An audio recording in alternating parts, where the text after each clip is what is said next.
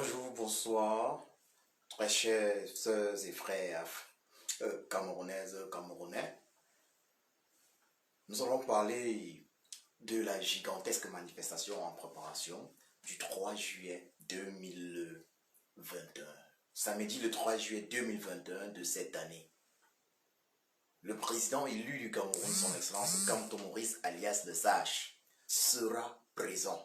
Il sera présent ce samedi 3 juillet, je précise bien juillet et non juin. Juin c'est le mois prochain et je parle bien du mois prochain.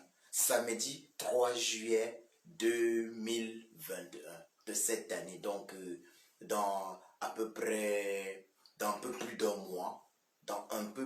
mois, le président élu du Cameroun sera présentant la diaspora camerounaise à Paris. C'est samedi le 3 juillet. Le 3 juillet 2021.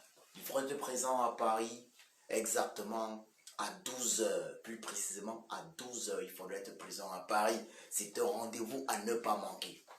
Il faut que ce samedi 3 juillet 2021 soit une journée mémorable. Mémorable parce qu'il va s'agir non seulement de soutenir le président élu, son excellence Kamto Maurice alias Le Sage, il va s'agir de le soutenir, mais il va également s'agir de dire non au gré à gré en cours, le gré à gré en préparation. Donc non à une succession monarchique au Cameroun, non à la prise de pouvoir au Cameroun par le fils du tyran Paul Biya. Donc, puisqu'il s'agit de lui, Franck Biya, non à la prise du pouvoir par Franck Biya sans élection transparente, parce qu'il est question de cela. Ils veulent le faire passer Franck Biya comme président de la République au Cameroun en organisant, comme d'habitude, des élections, des pseudo-élections avec bien évidemment à la clé un coup d'état électoral ou un hold-up électoral. Donc, il va s'agir donc non seulement de soutenir le président élu, qui, il faut le dire, ces derniers temps, a été trahi. Il a été trahi par l'un de ses plus proches collaborateurs, l'un de ses collaborateurs en qui nous avions tous confiance, le nommé Pende Koka, alias Blaise Compaoré. Ce collaborateur qui a trahi sans vergogne le président élu, qui s'est permis de mettre en doute les déclarations du président élu sous la base d'un audit d'un consortium de trois entreprises internationales qualifiées. Voilà. Dans le but en réalité de discréditer le président élu et de briser, de casser le MNC à un moment clé, à un moment stratégique de l'histoire de notre pays, puisqu'il est question, bien évidemment, de la succession du deuxième président de la République du Cameroun, le deuxième, après Amadou Ahidjo. Donc, il est question de la succession de Paul Biya qui a régné sur le Cameroun, je précise, qui a régné sur le Cameroun de 1982, novembre 1982 à très récemment, parce qu'il a disparu des radars, il faut le préciser. Il est question de sa succession et à ce moment-là, on ne peut pas se permettre de faire d'une histoire de bug informatique l'histoire du peuple camerounais. Il y a eu cette initiative que le président élu cette initiative du président élu SCSI, une initiative louable et qui a sauvé des millions de Camerounais, il faut le préciser, qui a sauvé des millions de Camerounais. Cette initiative positive a été un problème pour le régime de Yaoundé. Le régime de Yaoundé a mis tout en œuvre afin de discréditer cette initiative, afin de discréditer le président élu, afin de détruire le MNC. Il a utilisé pour cela Pende Koka, Christian Pende Koka, puisqu'il s'agit de lui, alias Blaise Compaoré. Christian Pende Koka qui D'abord, c'est permis de taxer les militants et sympathisants du MSC de membres d'une secte. Donc, il a dit c'est une secte des machins. Il a qualifié le MSC de secte et de femmes là. Voilà. Donc, lui qui prétendait être l'ami du président élu ne pouvait se permettre de qualifier le parti politique dont le président élu est l'un des fondateurs et dont le président élu est par ailleurs le président national de secte ou de FAMRA. Donc, il y a eu une trahison. Plus besoin de revenir sur ça puisque M. Pendekoka, jusqu'ici, refuse de fournir au peuple camerounais un bilan véritable de ses activités à la tête de SCSI. Monsieur Pendekoka a d'ailleurs nié le fait d'avoir été nommé à la tête de SCSI par le président élu du Cameroun.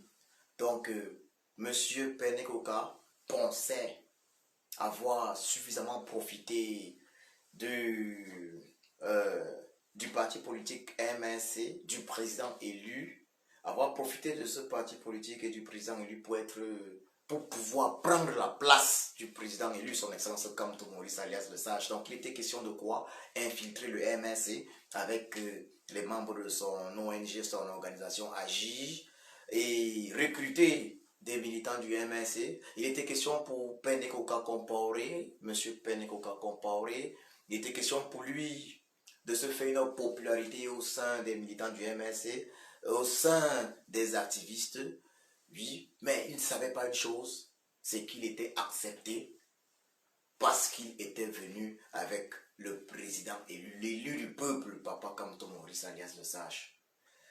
À un moment donné, il s'est dit, il était possible maintenant de détruire le président élu, de le discréditer, de détruire le MNC. Il pensait être suffisamment populaire pour cela, mais il n'a pas pu le faire. Il n'a pas pu détruire le MNC, il n'a pas pu détruire le président élu. Il voulait détruire la résistance camerounaise. Résistance lancée par le président élu en octobre 2018, lorsqu'il dit j'ai marqué le penalty. Le président élu a lancé la résistance camerounaise et elle ne s'arrêtera pas. Et elle ne s'arrêtera que le jour où le peuple camerounais se sera libéré. C'est indéniable, c'est un fait. Il est le leader incontesté de la résistance camerounaise.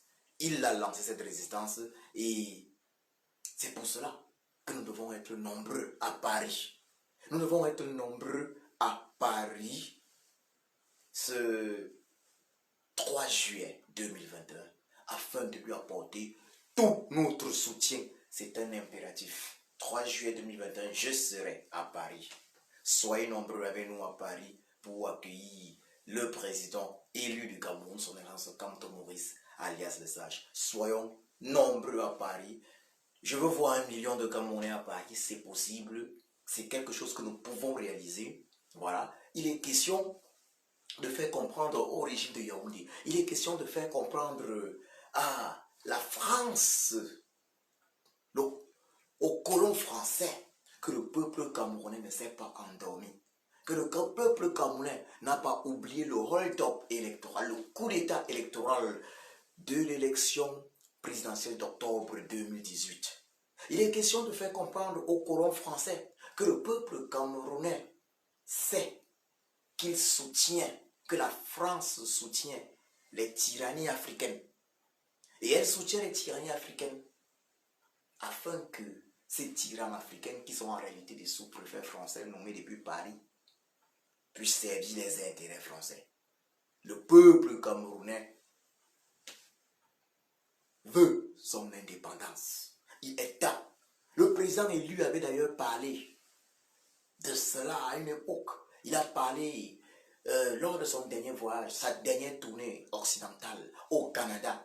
Il avait parlé du problème de la décolonisation du Cameroun. Et c'est un problème qui n'est pas seulement camerounais, c'est un problème qui concerne tous les pays de l'Afrique francophone en particulier, de l'Afrique en général. une décolonisation. Il y a ce problème. Donc soyons nombreux à Paris parce qu'il n'est pas seulement question de libérer notre pays, le Cameroun. Il est question de libérer l'Afrique. Il est question pas seulement d'élections transparentes pour notre pays, le Cameroun. Il est question d'élections transparentes pour les pays d'Afrique, pour tous les pays d'Afrique, pour le Tchad, pour la Guinée-Conakry, pour la Côte d'Ivoire, pour tous ces pays. Soyons nombreux à Paris. Soyons nombreux à Paris. Soyons nombreux à Paris. Le président élu, son excellence Kamto Maurice alias le Sage, Papa Kamto Maurice le Sage, est notre guide. Il est le guide de la révolution camerounaise. Il a réveillé les Camerounais depuis 2018. Du jamais vu. Depuis 2018, les Camerounais sont debout. Les Camerounais sont debout. Et il faut que le colon français comprenne ceci. Ça ne va plus jamais s'arrêter jusqu'à la libération, pas seulement du Cameroun, mais de l'Afrique. Le Tchad va être libéré. La République centrafricaine est en cours de libérer, en train d'être libérée. Tous les autres pays de l'Afrique francophone vont être libérés. L'Afrique centrale, le Gabon, le Congo-Brazzaville, tous ces pays vont être libérés. La Côte d'Ivoire va être libérée, la Guinée-Conakry va être libérée. Tous les pays où la France fout le bordel vont être libérés, il faut le dire clairement. Donc, le président élu a eu à parler de décolonisation du Cameroun et de l'Afrique. C'était lors de sa conférence, c'était le Parlement du Cameroun, lors de sa conférence au Canada. Il en a parlé. Nous savons de quoi il est question. Nous devons être donc nombreux.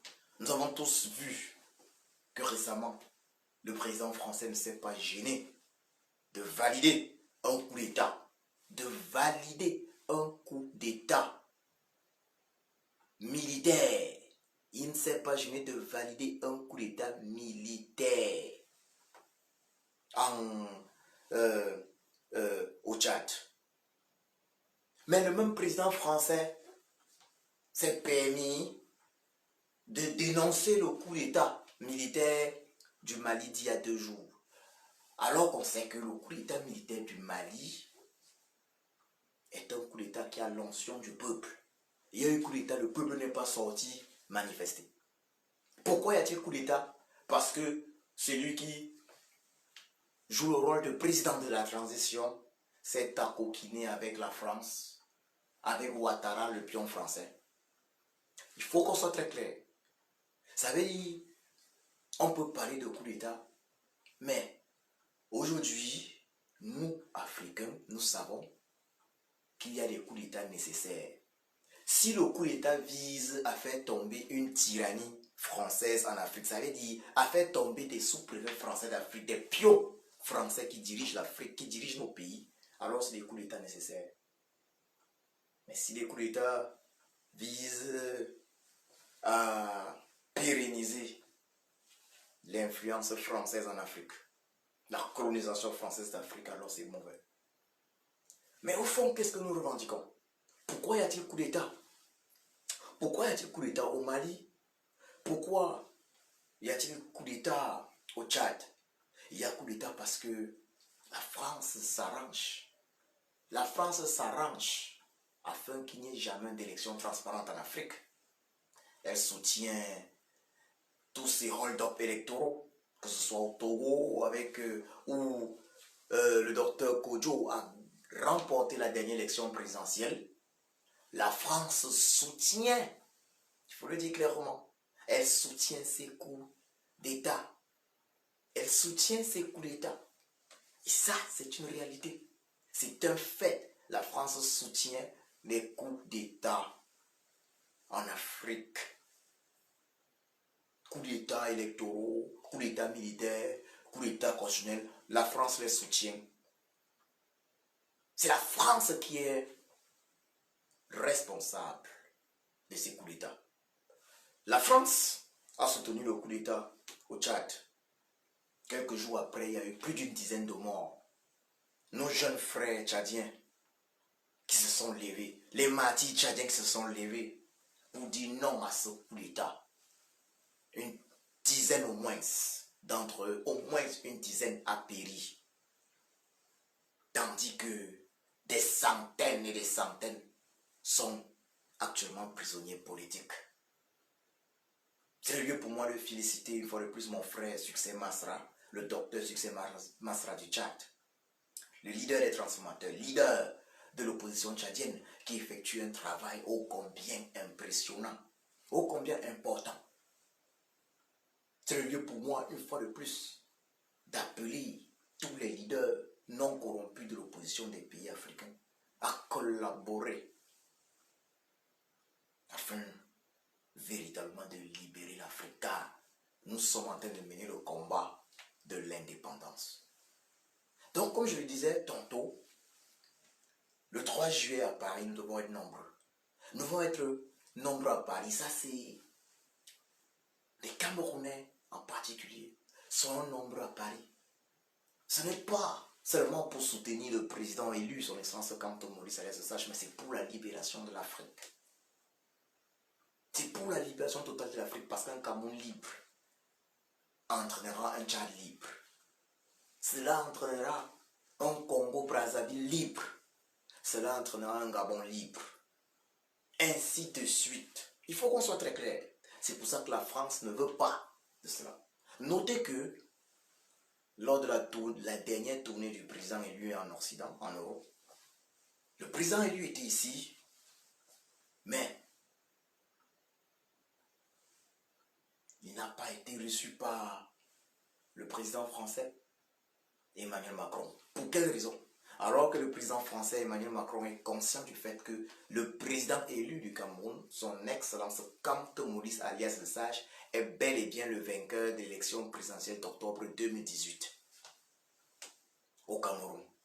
Mais il ne l'a pas reçu parce que le président élu ne remplit pas les critères pour être président du Cameroun selon la France. Et quels sont les critères pour la France pour être président d'un pays africain, pas seulement du Cameroun, d'un pays africain? Il faut être prêt à tout vendre à la France. Ça veut dire il faut être prêt à vendre son peuple. Et c'est ce que nous ne voulons plus en Afrique. Soyons nombreux le 3 juillet.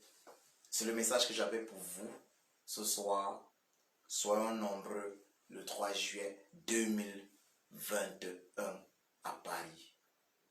C'est dans un mois, une semaine, si je m'abuse, un mois, une semaine. J'ai précisé bien le 3 juillet et non 3 juin. Samedi, le 3 juillet 2021 à Paris, soyons nombreux. Voilà, 1 million de Camerounais à Paris. Et tous ceux qui ont voulu détruire le MRC, tous ceux qui ont trahi le président élu vont avoir honte. Car nous serons plus nombreux à Paris que la dernière fois. Voilà, car le président élu avait été présent. Opération 1 million de Camerounais à Paris, ça c'est possible. Je me réjouis d'avance de voir au moins 1 million de Camerounais à Paris. Ce serait époustouflant, exceptionnel. J'invite les uns et les autres à communiquer sur cela. Cette date historique du 3 juillet sera inoubliable. 3 juillet 2021 pour non seulement le peuple camerounais, mais pour toute l'Afrique. Car nous avons également le devoir, nous, Camerounais, avons également le devoir de faire les choses de la meilleure des façons qui soit. De montrer l'exemple. Soyons nombreux. Parce que ce que nous faisons, nos frères africains regardent, ils nous observent et ils voient comment on fait les choses. Soyons nombreux. Soyons nombreux. Voilà. Et au-delà de cela, je voudrais inviter également le président élu. Le président élu, son excellence Kanto Maurice Alias Le Sage, à entrer en contact avec les autres leaders de l'opposition des pays africains. Je l'invite à entrer en contact avec les autres leaders de l'opposition des pays africains afin qu'ils puissent mutualiser leurs forces et organisé de gigantesques manifestations en France, à Paris, à Bruxelles, devant le siège du Parlement européen, à New York, devant le siège des Nations Unies, de gigantesques manifestations dans le but de revendiquer pour tous les pays de l'Afrique des élections transparentes. Oui, revendiquer une réforme consensuelle des systèmes électoraux de chaque pays africain, synonyme évidemment d'élections transparentes. C'est ça qui est le véritable problème de l'Afrique et il est hors de question que chaque pays continue de mener la lutte de façon isolée. Si nous mobilisons, si les leaders non corrompus de l'opposition des pays africains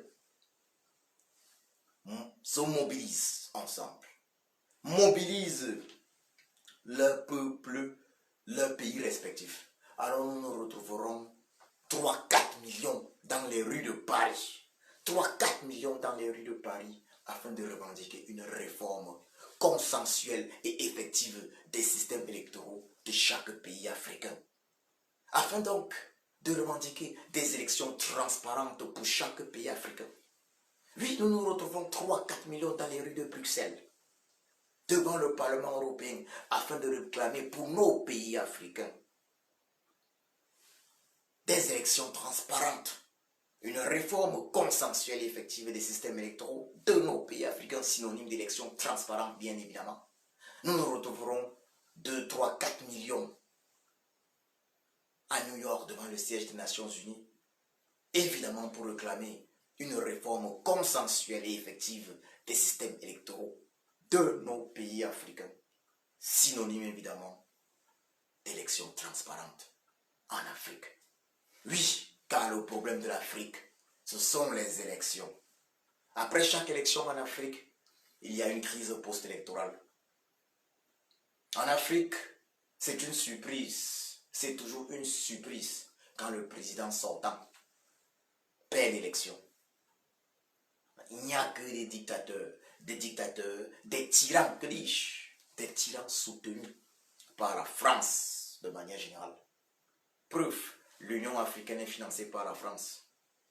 Raison pour laquelle l'Union africaine ne sert à rien. Donc, Papa Kanto, président élu du Cameroun, Papa Kanto Maurice le Sage, prière de prendre en compte ma proposition. Papa Kanto Maurice alias le Sage, je voudrais te dire également ceci ici.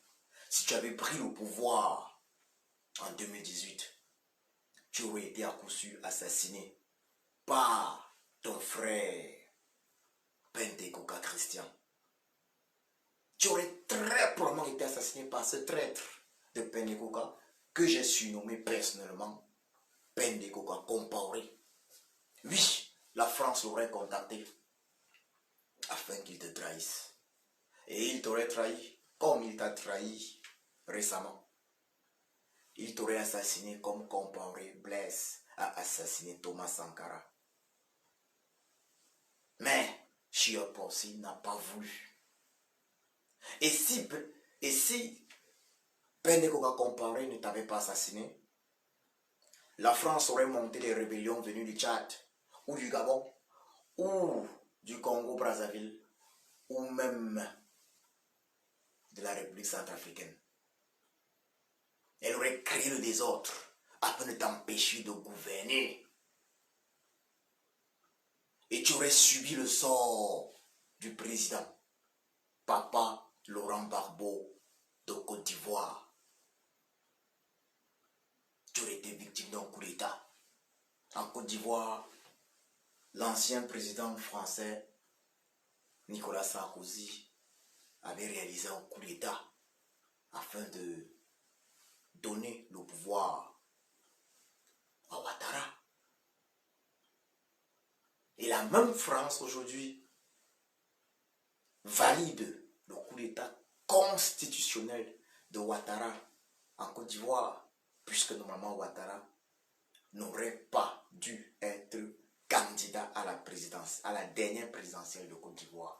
Une élection présidentielle largement boycottée par toute l'opposition, toute la véritable opposition ivoirienne. Vous comprenez? Tant qu'on aura en Afrique des élections qui sont boycottées massivement par les opposants, alors cela impliquera qu'il n'y a pas de véritable élection. C'est un peu qu'il y a un problème. Il faut une réforme consensuelle de nos systèmes électoraux. Il faut que les leaders africains, Papa Kamto, vous devez comprendre que lorsqu'on organise des manifestations, il ne faut plus que les manifestations soient simplement des manifestations au niveau national. Les manifestations doivent devenir panafricaines.